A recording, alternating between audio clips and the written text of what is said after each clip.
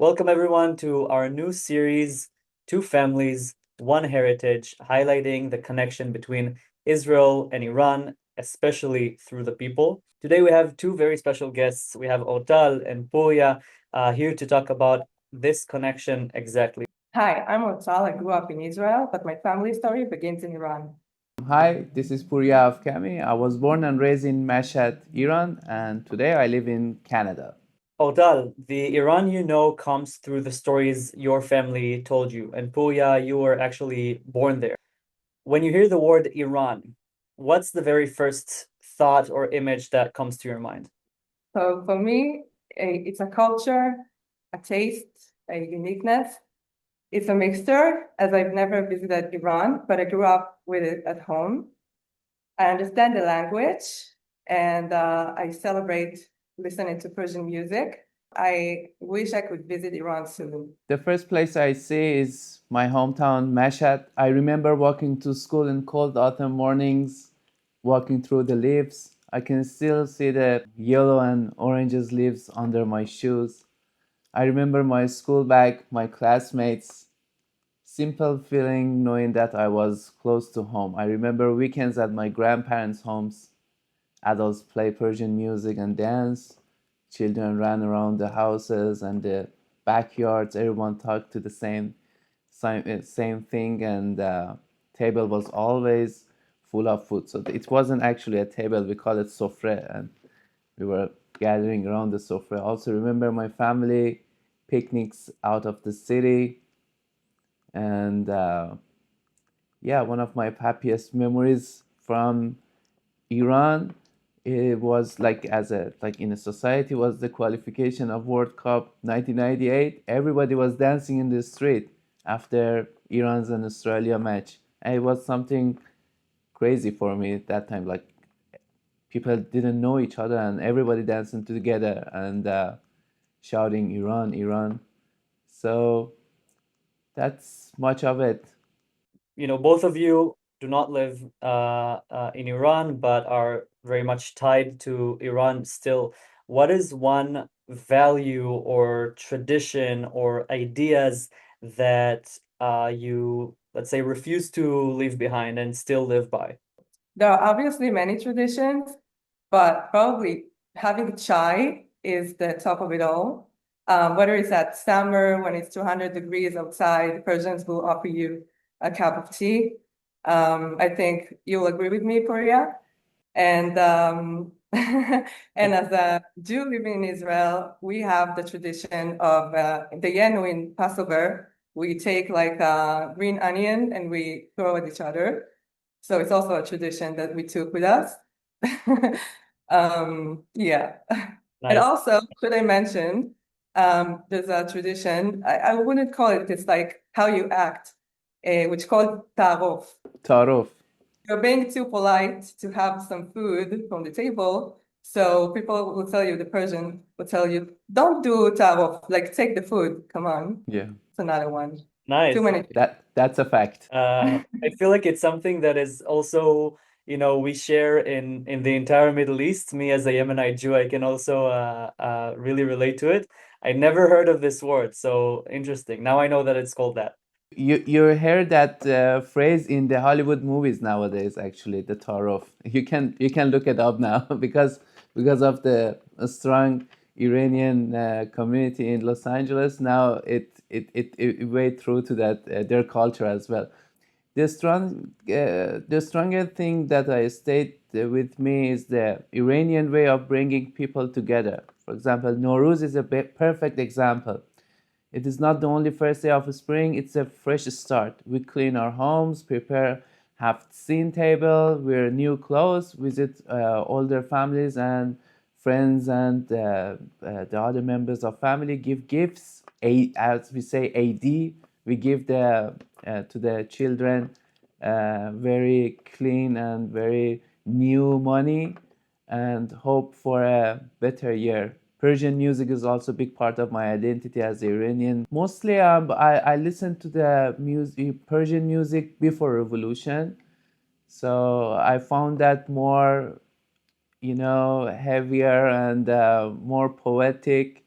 For example, Feridun Farrokhzad, and Ebi, and Shahram Shapare. Like this kind of musics makes me very close back to my like homeland and home country.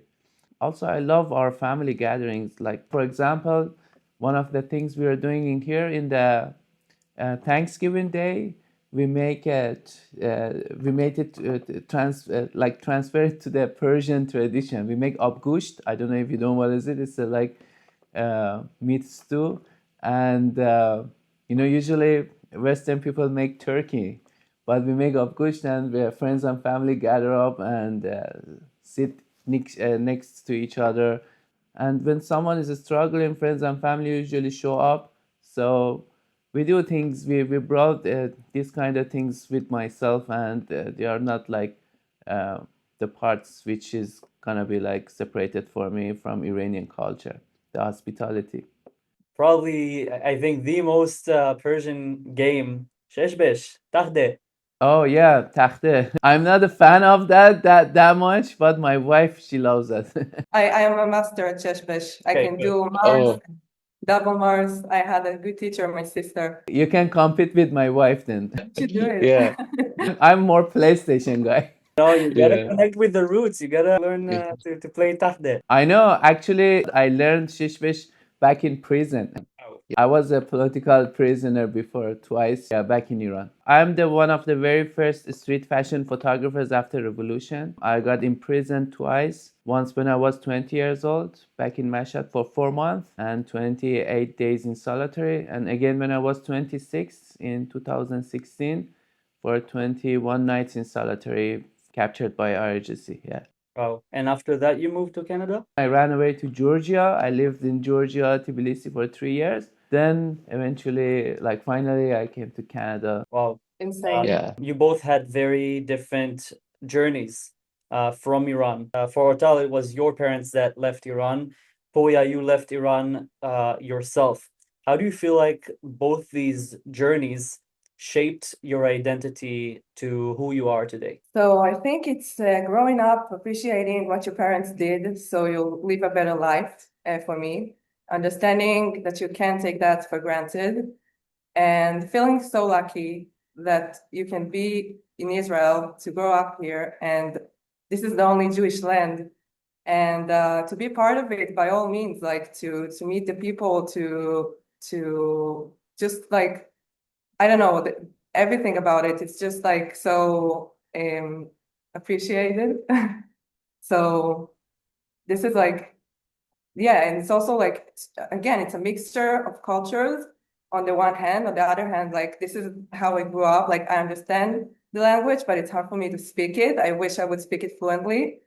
At the same time, the celebrations, as you said, the gatherings, it's all about the culture. And let's say whether I go, if it's to be in New York with my family there or in Israel, it's all about like, yeah, this is the choresh sabzi and this is the the rice, the tadig is good. And yeah, so it's very fun to have this ability to be part of this culture and also to be in Israel. Did they leave after the revolution? Yeah, it was 83, something like that. What was it So like for Jews at that time? my dad actually was also put in prison. He was working in a factory and they caught the owner of the factory for something.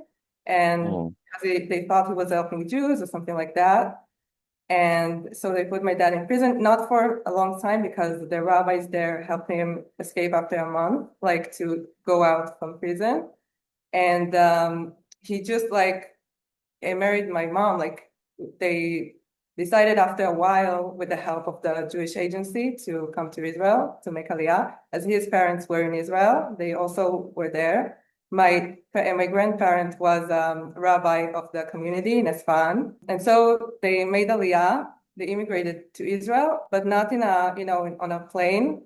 It was like a journey to arrive here in different ways until they arrived to Israel.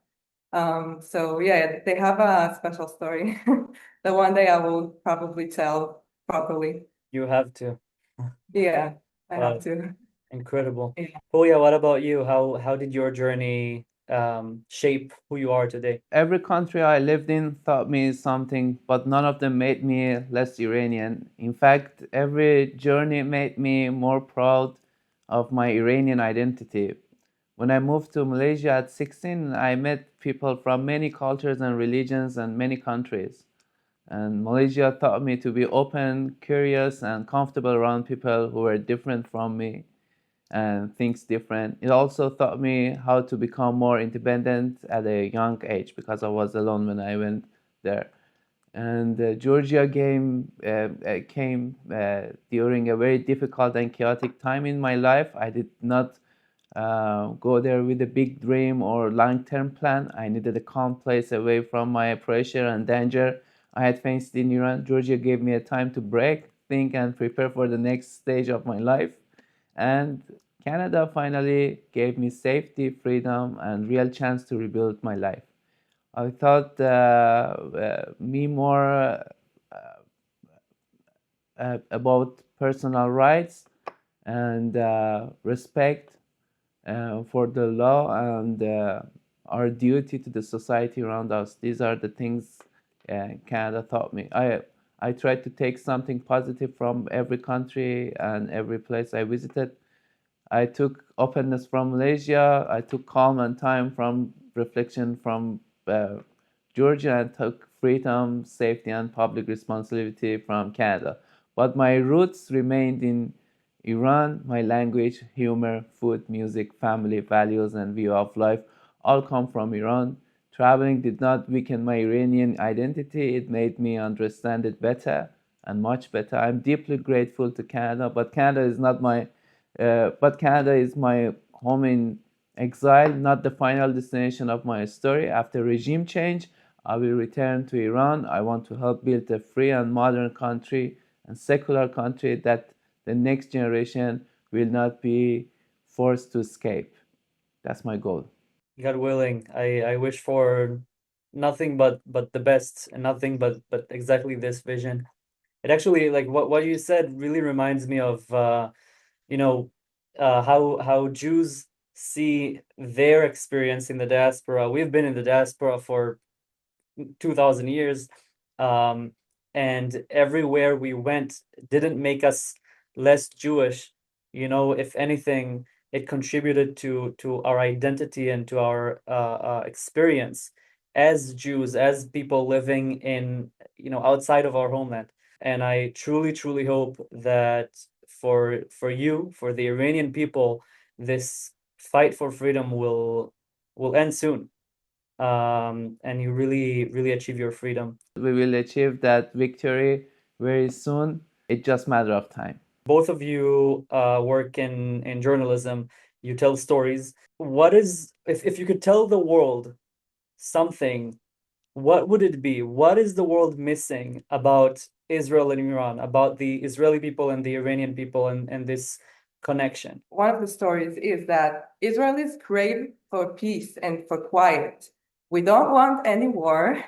We want to party, and we know how to party. And we can be the most unserious people. And the problem is when you mess with us, when it goes on the wrong side, then yeah, that's what we do if you mess with us. The most important missing story is very simple. Iran and Islamic Republic regime are not the same thing. Iran is a country, a culture, a civilization, and the people.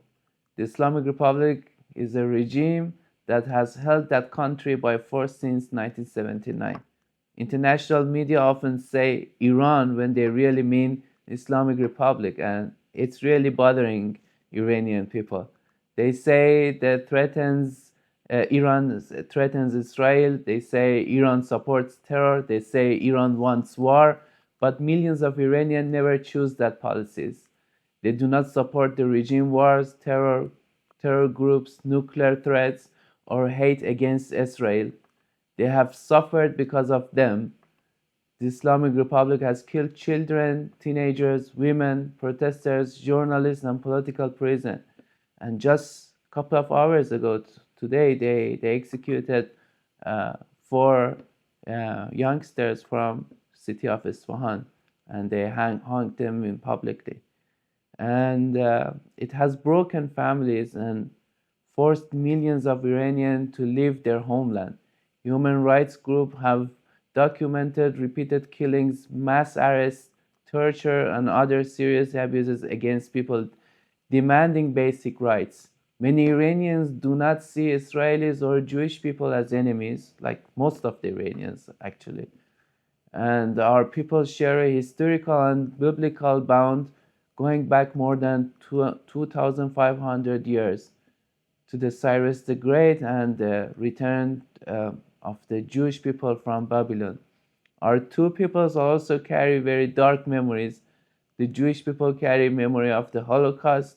Israeli carry and the pain of the October 7, and Iranians carry the pain of the January 8th and January 9th in 2026, which we call Hijda and Nunzeh Day. The Islamic Republic's forces carried out the mass killing during the Sun and Lion Revolution. These events are not the same history in scale, but they all remind us what can happen when hate, lies, and unchecked power turn innocent people into targets. The full number of Iranian kills in January, it's like more than 50,000 people, and it's really crazy, and many people in the around world doesn't know about that. Yeah, and it's crazy that no one actually talks about this. Yeah. People were murdered for nothing.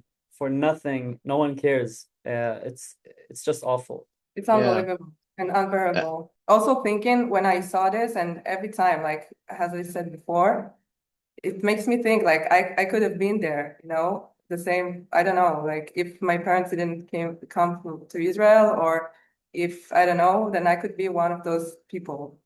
I hope the extension of the Abraham Accord to Cyrus Accord can turn our ancient bond into a real future with opening our embassies, direct flights, trade, culture, science, and friendship between ordinary people of these two countries and these nations. The real story is not that the Iranian and Israelis are natural enemies.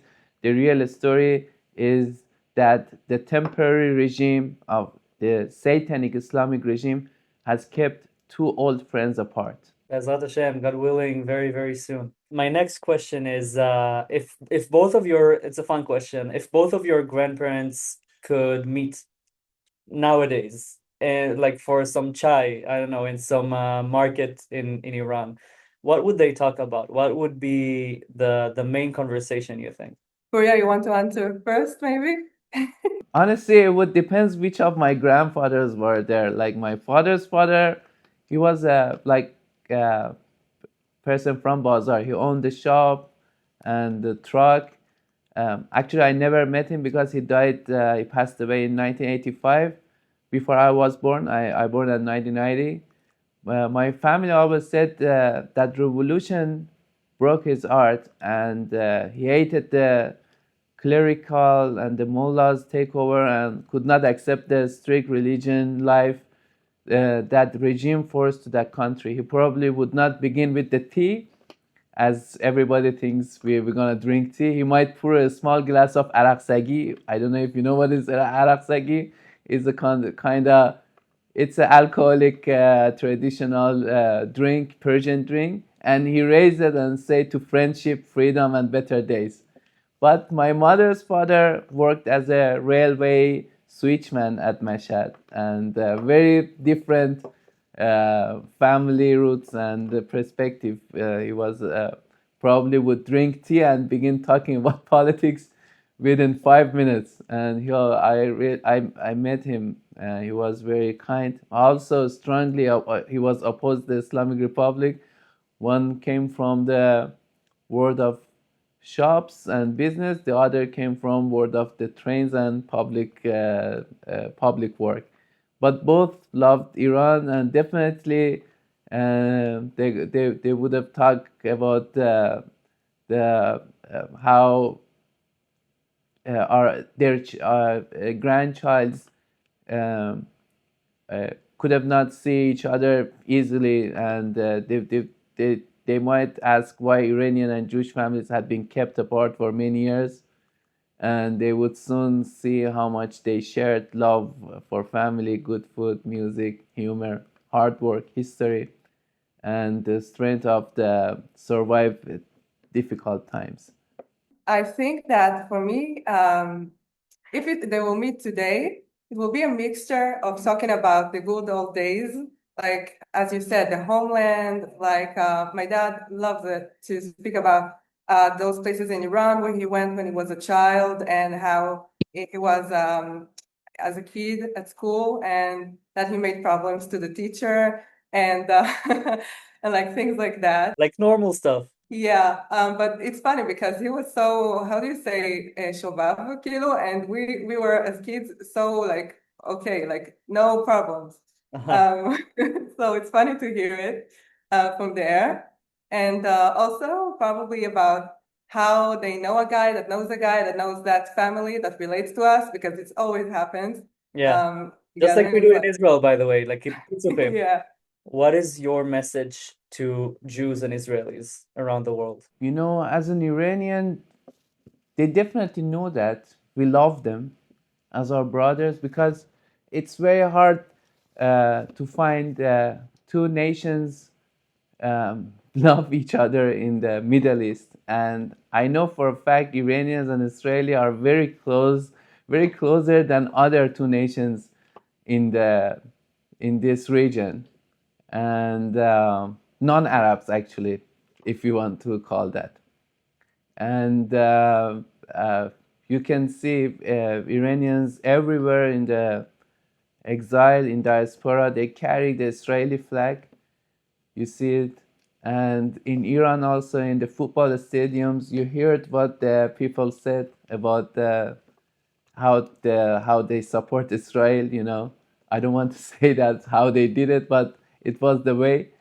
And yeah, and I would love to see we have a big, huge party in Iran with the Iranian and Israeli artists. I love to do raving and invite some DJs, and also same thing back in Israel. And definitely very soon we will have our bound again, and as we had it for last 200 500 2500 years ago. So no one can take apart us. And Ortal, what is your message to Iranians? I'm so happy that I'm part of the Iranian people. And I tell you, don't lose the hope wherever you are, because soon we're going to dance in the streets of Tehran together and have a good food and maybe a coffee and keep the good vibes and the celebration vibes, because it's going to happen soon. And I love you. Amazing. All right. So with this, I want to conclude and thank you both so much for joining. It was such a pleasure speaking to both of you. And I really Thank hope you. that with this series, we will bring more voices from Israel and Iran and, just strengthen the connection between both of our people. So thank you so much. Amen. Thank you. Thank you so much, and that was my honor to be part of this, and I hope to see you soon in Iran or in Tel Aviv.